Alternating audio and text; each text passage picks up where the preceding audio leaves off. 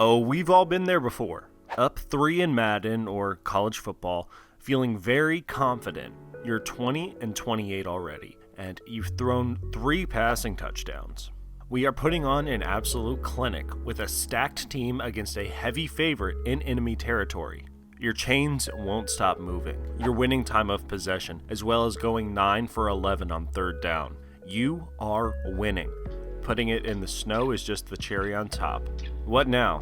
Time to start milking that clock. As you just begin to start thinking about the next week, boom, pick 6. It was a misclick. The snow makes it harder, blah blah, okay, that sucked, but it happens.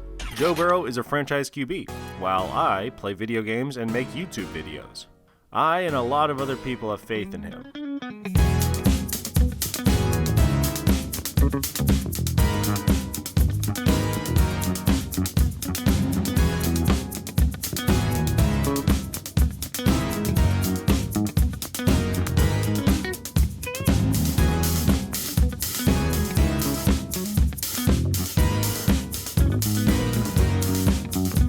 You have some of the best players in the game. There's no one you would rather have on your team besides these guys. We can run this offense successfully down the field to raise the lead and run the clock down. Hand it off for a run. Throw it to your star receiver, just like you did before. Then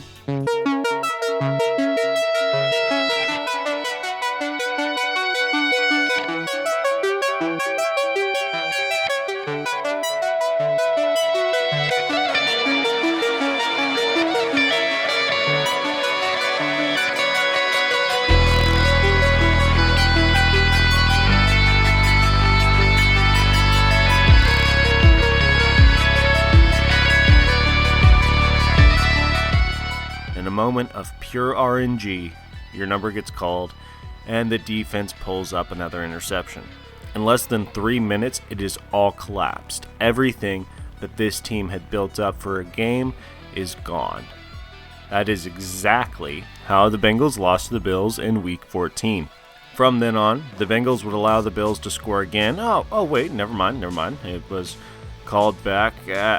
Okay, well, the Bengals just converted on 4th down for the 3rd time today, and they're up 11 points. A complete reversal of positions by each team within 6 minutes of game time.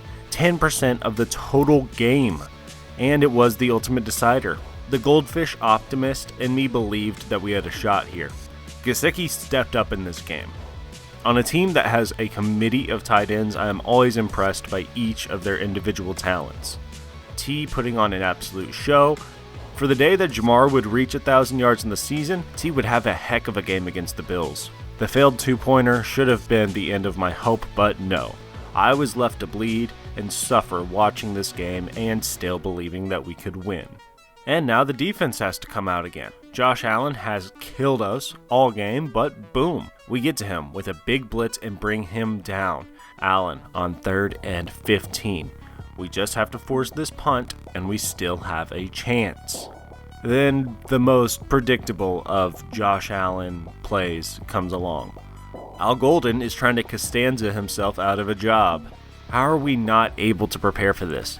Did you do anything over the long week between games? He even signaled for it. This was our best chance of making the playoffs. We were in this game. The interceptions were the catalyst of this loss, but they did not add to the heaping amounts of fuel we had accumulated to blow this game. I really didn't want to use the word because I don't believe in it, but yeah, we bungled this. This game was completely and utterly bungled.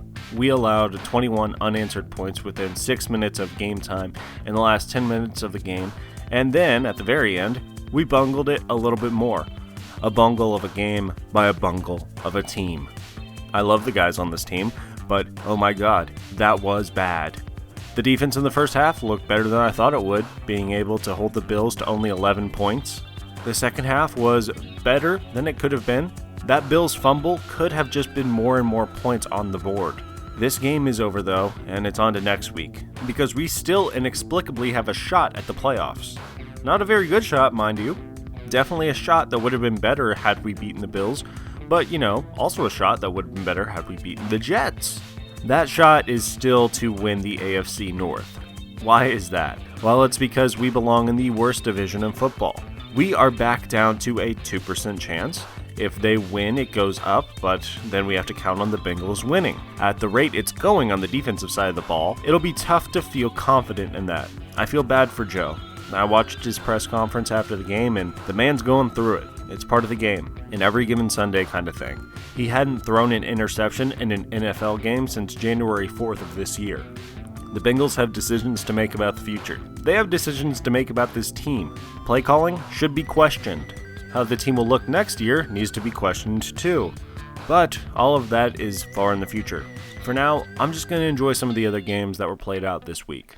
There's no reason for any of you all to know this, but I have a degree in wildlife biology. And if I learned anything in my 3 years of studying it at the University of Kentucky, is that I know a lion should not be able to move as gracefully as Jahmyr Gibbs has for every game this season.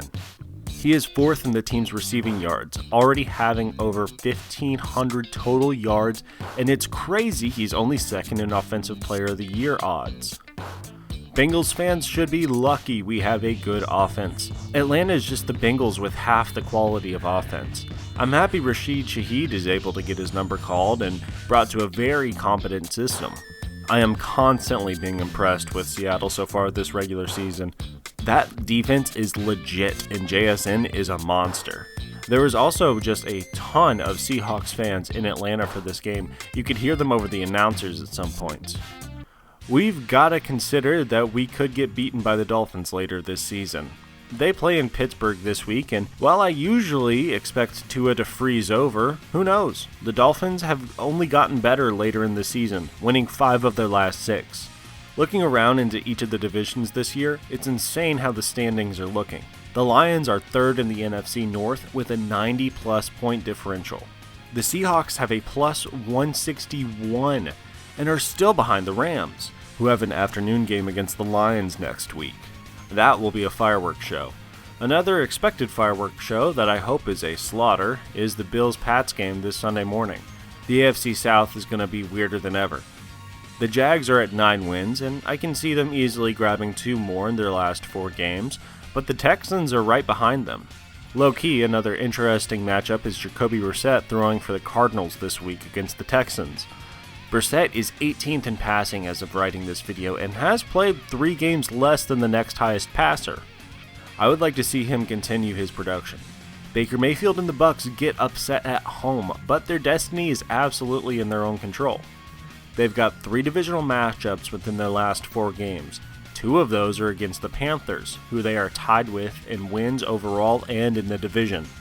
The NFC South could be a race to the finish this year, and I would be happy with either side winning. The Ravens crumbled to the Steelers was a great thing to watch. The standard will continue until morale improves. Can we beat the Ravens next week? Yeah, sure. If the Baltimore offense and defense continue to look like this, yeah, we have a shot. That will require consistent play from the Bengals defense though, so we'll have to see. The Browns and the Titans was not how I expected it would go. Good quarterback play on both teams is nice to see. People are going to question not having Sanders out for the 2-point conversion, and I agree with them.